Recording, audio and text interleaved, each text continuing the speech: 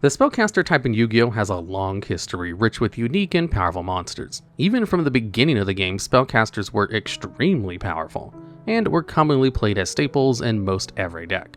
So this list will be the best Spellcaster and Spellcaster support that came out before the release of the first synchro monsters in the 2008 starter deck Yu-Gi-Oh! 5Ds. So starting off our list at number 10, we have Dark Magician of Chaos, a level 8 Dark Spellcaster with 2800 attack, 2600 defense. First released in 2004's Invasion of Chaos, it was most recently reprinted in the 2024's Quarter Century Bonanza. Dark Magician of Chaos's effect is that if it's a normal or special summon, you can target one spell card in your graveyard and add it to your hand. If Dark Magician of Chaos destroys a monster by battle, it is banished instead of being sent to the graveyard. When Dark Magician of Chaos leaves the field, it is also banished instead. Dark Magician of Chaos, often shorted to DMOC, is a retrain of Magician of Black Chaos, dropping the Ritual Monster Stick for having an effect this time. DMOC proved to be one of the best boss monsters of early Yu-Gi-Oh!, with its spell return being its strongest effect. Obviously, returning an extremely useful spell card, especially a limited one, could help you extend, recover resources, or assist you in finishing off the game. Banishing your opponent's monster by battle proved useful for avoiding graveyard-based effects, and this cell banishment proved to be less of a detriment and more of a boon in decks where DMOC was the primary boss monster. While a tribute summon DMOC wasn't impossible, any way to special summon it was vastly preferred. Enter Reasoning Gate, a deck designed to turbo out powerful monsters. The deck was filled with mostly spells and utilized Reasoning and Monster Gate, both of which had the potential to summon DMOC while excavating a ton of spell targets to the grave for DMOC to return. Obviously, with this level of power, DMOC was quickly limited in October 2004, where it remained for almost 4 years before getting banned in September of 2008. DMOC would remain banned for almost 8 years until April 2016, where it would become unlimited after receiving a painful errata. DMOC's spell return could now only trigger at the end phase of the turn it was summoned, and also got slapped with a hard once per turn. This was enough to kill DMOC's playability in the modern game. In competitive play, DMOC saw play from its release in 2004 until its banning in 2008, being played in Warrior, Chaos, Destiny Heroes, Dark Armed Dragon decks, and more. In episode 18 and 19 of Yu-Gi-Oh! GX, Dimitri uses DMOC in his duel with Jade and Yuki after stealing Yugi's deck, which was on an exhibition tour. Dimitri special summons DMOC by utilizing Dedication through Light and Darkness, and returns Monster Reincarnation with its effect. Dimitri is able to use DMOC to destroy Jaden's Elemental Hero Blade Edge, which is later destroyed by Jaden's Elemental Hero Flame Wingman after getting 1000 attack from the effect of Skyscraper. Reasoning, which only summons a monster of a level not chosen by your opponent, works for DMOC, but not as well as it should have. DMOC was so feared as a boss monster that most people called a level 8 just to prevent it summoning off of a Reasoning. While Dark Magician of Chaos would normally be the top card of this list, its limited status and it being difficult to summon is enough to push it to the bottom of this list. However, this should really help you understand how strong the Spellcaster type is in early Yu-Gi-Oh! The next card on our list actually makes tribute summoning DMOC a lot easier. And at number 9, we have Gravekeeper Spy. This is a level 4 Dark Spellcaster flip monster with 1200 attack and 2000 defense. It was first released in the 2003's Pharaonic Guardian, and just like DMOC, was most recently reprinted in Quarter Century Bonanza. Gravekeeper Spy flip effect is to special summon another Gravekeeper monster from your deck with 1500 or less attack. This means that Spy can summon another copy of itself, so you don't have to run a Gravekeeper deck in order to play Spy. With 2000 defense, most level 4 lower monsters won't be able to punch over Spy, meaning you'll likely end your board with 2 copies of Spy. Obviously, this makes Spy amazing for any deck that utilizes many tribute monsters. Spy also helped to thin your deck out while being a dark monster, making him good for Chaos decks whose monsters require you to banish 1 light and 1 dark monster from your grave to summon them. Dealing with flip monsters in really early Yu-Gi-Oh! Was rather annoying. While almost every deck used Nobleman of Crossout to attempt to remove all copies of the face-down monster from the deck, it could be baited out with a non-flip face-down monster. The second most commonly used method was to destroy the face-down monster with an attacking Blade Knight. This is where Spy's 2000 defense truly shine, as Blade Knight only had 1600 base attack and capped out at 2000 when you had 1 or less card in your hand. Blade Knight's effect that negates flip monsters' effects only works if Knight destroys a flip monster by battle, something it can't achieve against Spy without outside intervention. Considering many decks at the time played Blade Knight at 1 to 3 copies, this interaction came up more often than you'd think. As a result, many players opted to run a single copy of Mystic Swordsman level 2 as it ensured the destruction of any face-down monster before they could flip. In competitive play, Gravekeeper Spy had many top spots from 2005 and up, with many of those appearances being in Monarch decks that could easily use the extra bodies for tribute summoning their powerful monsters. Even after the release of Synchro monsters, Spy continued to see play in Teledad, Synchro Cat decks, and eventually Gravekeeper decks when the archetype became competitively viable. Gravekeeper Spy surprisingly never made an appearance in Yu-Gi-Oh! DM, despite having multiple characters who would get lookalikes in future Gravekeeper support. And at number 8, we have Kycoo the Ghost Destroyer, a level 4 Dark Spellcaster with 1800 attack. First released in 2003's Labyrinth of Nightmare, and was most recently reprinted in the Quarter Century Bonanza. When Kycoo the Ghost Destroyer inflicts battle damage to your opponent, you can target up to 2 monsters in the graveyard and banish them. Kycoo also has a continuous effect that prevents your opponent from banishing cards from either graveyard. Kycoo's utility is twofold, with both effects coming up pretty often. The first effect to banish monsters is extremely useful considering there are several good generic graveyard revival cards in classic Yu-Gi-Oh! And banishing them puts them out of reach. Kycoo's second effect is also extremely useful at countering Chaos decks as they can't summon their boss monsters without being able to banish cards from the graveyard. These two effects in tandem effectively murder a Chaos deck's chances of success, banishing the cards needed for the Chaos monster summoning before they can find a way to remove Kycoo from the field. Kycoo's 1800 attack is useful too, as many of the common normal summons during this era will at best crash with him, destroying both monsters. In competitive play, Kycoo the Ghost Destroyer saw consistent tops from when it was released in 2003 until as recently as 2019. During the classic era of Yu-Gi-Oh!, Kycoo was often in the main or side deck to counter boss monsters like Blackluster Soldier and Way the Beginning, and Dark Armed Dragon, preventing them from being able to be summoned in the first place. Even after Synchro monsters were released, Kycoo still saw use in metas that relied on banishing cards from the grave for a huge card advantage, and in decks that could special summon him easily, with the Spellbook deck probably utilizing him the best. While Kycoo the Ghost Destroyer might have the most longevity of all the cards on our list, he's still mostly used as a counter card. His impact isn't as immediately felt on decks that don't banish from the graveyard. The next monster on our list does have a more immediate effect on the game state and can be your boon on your opponent's bane. And at number 7, we have Tsukuyomi, a level 4 Dark Spellcaster ritual monster with 1100 attack, 1400 defense, and first released in 2003's Dark Crisis. Its most recent reprint was from 2023's Dark Crisis 25th Anniversary Edition. Tsukuyomi can't be special summoned and must return to the hand during the end phase of the turn it was normal summoned or flip face up. When Tsukuyomi is normal summoned or flip face up, you can target one monster in the field and change it to face down defense position. Tsukuyomi is a Book of Moon that returns to the hand to use again next turn. Just like Book of Moon, Tsukuyomi can be combined with Nobleman of Crossout to remove most any monster your opponent controls.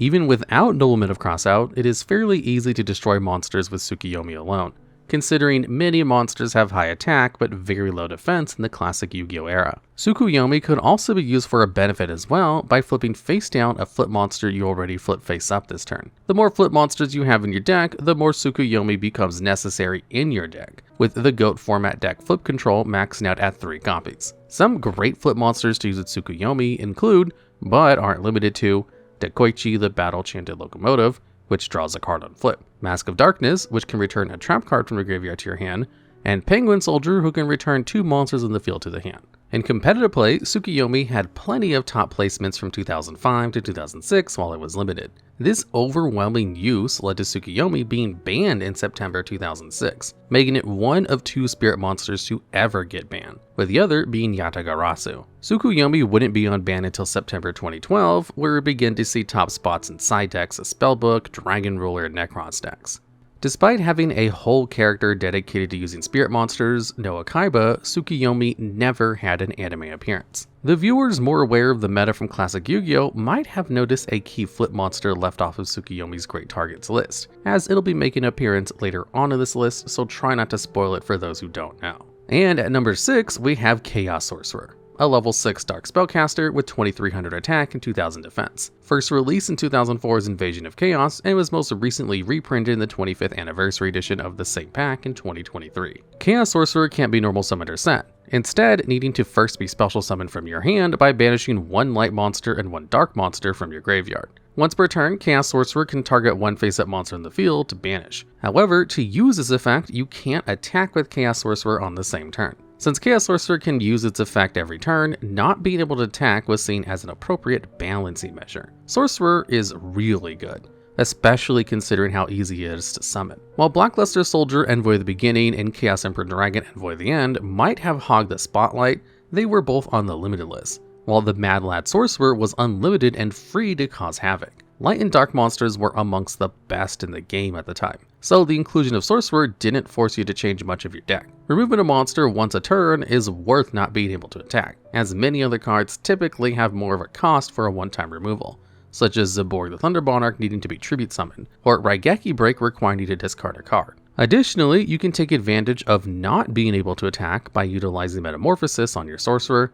That way your Sorcerer can clear out a monster and then be transformed into something that can attack. In competitive play, Chaos Sorcerer dominated the meta from 2004 until 2006, where he went from unlimited to banned in September that year. It was understandable considering tournaments were mostly populated by Chaos decks. In Yu-Gi-Oh! GX, Chaos Sorcerer was one of the Supreme King Duelist of Death, although this title is a bit misleading considering how fast he got demolished by Zane Truesdale. Chaos Sorcerer would eventually get unbanned and see play again in Chaos variants of already established archetypes such as Agents or Lightsworns. The next monster on our list brings us back to flip effects, and is actually Tsukuyomi's best target. You know her, you love her, our number 5 spot goes to Magician of Faith. She's a level 1 light spellcaster flip monster with 300 attack and 400 defense, and was first released in 2002's Metal Raiders. Her most recent reprint was in the 2024 Quarter Century Bonanza. I guess that should be expected with a 198 card nostalgic pool. Magician of Faith's flip effect is to target one spell card in your graveyard and return it to your hand. Obviously, this effect is going to be as good as the spell cards available at the time. And if there's one thing that there was no shortage of in classic Yu-Gi-Oh!, that's its really powerful spell cards. Did your Pot of Greed not draw you the cards that you needed? Don't worry, Magician of Faith will fetch it back for you so you can try again. Your opponent recovered from the first delinquent duo you hit them with? Magician of Faith will turn that 2-card rip into a 4-card rip instead. That's the power she can provide, making your limited spells replayable. While Dark Magician of Chaos does a similar thing with higher stats and more effects, Magician of Faith can return spells on a normal set. One of the biggest advantages Magician of Faith has over Debok is that she's unlimited in GOAT format, making recycling your spells with her all the easier. Additionally, Magician of Faith's light attribute is extremely useful in Chaos decks, as many of them struggle with their dark to light ratio, with most decks having too many dark monsters. In competitive play, Magician of Faith was used as early as 2003 in YGO decks, and was used in various decks such as Monarchs, Chaos Return, Warriors, and more. Magician would eventually be banned in March of 2007, only to come back for a single format in September of 2007, just to be banned again in March of 2008. Magician would eventually be unbanned in January 2014, and would earn a few topping spots in Chainburn decks during 2017. In Yu-Gi-Oh! DM, Magician of Faith was Taya Gardner's favorite card, and she was transformed into Magician of Faith during Yamayugi's battle with Yami Bakura. Magician's effect is used to return Monster Reborn from the graveyard, allowing Yugi to revive Joey Wheeler, who happened to be Flame Swordsman at the time. In Taya's duel against My Valentine, she uses Magician's effect to return Silver Bow and Arrow to her hand. Outside of Magician of Faith's spell return effect, her level is also extremely ideal during this period in the game's meta. A good level 1 monster was hard to come by, and could easily be transformed into the next card on our list. And at number 4, we have Thousand Eyes Restrict, a level 1 Dark Spellcaster fusion with 0 attack and defense, first released in 2003's Feral Servant, and was most recently released in 2023's Feral Servant 25th Anniversary Edition. Thousand Eyes Restrict's fusion materials are Relinquish and Thousand Eyes Idle. Thousand Eyes Restrict prevents other monsters from changing their battle positions or attacking. Once per turn, Restrict can absorb one of your opponent's monsters. Restrict's attack and defense becomes that of the monster to absorb. And finally, if Restrict could be destroyed by battle, you would destroy the equipped monster instead. Restrict can turn a face-down monster into an equipped spell, but it just won't gain any stats from it. Additionally, if it's flipped face-down, then the equipped monster is destroyed, just like a regular equip would be, freeing Restrict to use its effect next time that it's face-up. The easiest way to summon Restrict is to use Metamorphosis on a level 1 monster to cheat it out of the extra deck. While Magician of Faith is an easy target for Metamorphosis, the most common target was the sheep tokens produced by Scapegoat. This interaction is the basis of the GOAT control deck, which GOAT format is named for. In competitive play, Thousand Eyes Restrict was heavily used throughout classic Yu-Gi-Oh! In any deck that played Metamorphosis. Restrict was unlimited during GOAT format, but was swiftly limited in October of 2005. However, even at 1 copy, Restrict proved to be too much, leading to it being banned in September of 2006, where it would stay for almost 10 years. While Metamorphosis was banned by the time Restrict did come off the ban list, Restrict was still able to see play thanks to Instant Fusion. In Yu-Gi-Oh! DM, Pegasus used Thousand Eyes Restrict in his duel against Yugi. Restrict used its eyes to paralyze Yugi's Magician of Black Chaos, but when Restrict tried to absorb the Magician, Yugi used his set Karibo with Multiply to create enough tokens to block the Magician from being absorbed. The Karibo tokens exploded and blinded Thousand Eyes Restrict, allowing Magician of Black Chaos to destroy it, winning the duel for Yugi. While Thousand Eyes Restrict was extremely dominant during the early meta of Yu-Gi-Oh!, it still only appeared in decks utilizing Metamorphosis. The next monster on the list was universally used, appearing in pretty much every type of deck during the early formats. And at number 3, we have Breaker the Magical Warrior, a level 4 Dark Spellcaster with 1600 attack, 1000 defense, and first released in 2003's Magician Force. It was most recently reprinted in the Quarter Century Bonanza. When Breaker the Magical Warrior is normal summoned, it gains 1 spell counter. While as a spell counter, Breaker gains 300 attack. The spell counter can be removed to target and destroy a spell trap card on the field. Spell counters can be used for more than just Breaker's effect, with monsters, spells, and traps dedicated to the mechanic. The spell counter does give Breaker a sizable 1900 attack, which lets it punch over most other level 4s, and can also help you push for game. Breaker's spell/trap destruction is the equivalent of using Mystical Space Typhoon, except with a 1600 attack body that sticks around. During this period of the game, good back row hate was very limited. Even though Breaker was almost immediately limited, it became one of the 3 commonly played back row hate cards, alongside Heavy Storm and Mystical Space Typhoon. While some decks would include additional back row cards like Dust Tornado or Giant Trunade, almost every deck at this point included a copy of Breaker. It having the Dark attribute helped as well, as once it hit the grave, it could be used to fuel Chaos decks. Breaker's universal use wouldn't go unnoticed by Konami, with Breaker getting banned in March of 2007, getting unbanned in September of 2007, then rebanned in March of 2008, just to end up getting limited again by September 2008. Breaker would see a ton of use from 2004 to 2008, with an inevitable slowdown in usage with the introduction of synchro monsters. In Yu-Gi-Oh! DM episode 162, Yami Yugi uses Breaker the Magical Warrior in his duel with Weevil Underwood. Yugi uses Breaker's spell counter to destroy Weevil's Insect Barrier, which puts Breaker's attack low enough to combo it with Berserker Soul. This causes Yugi to discard his hand and draw cards until he hits a spell or trap. When Yugi draws a monster, he can discard the card to give Breaker an additional attack. Almost as if his deck was stacked, Yugi proceeded to draw 8 monsters in a row, completely overkilling Weevil, only stopping when Taya intervenes.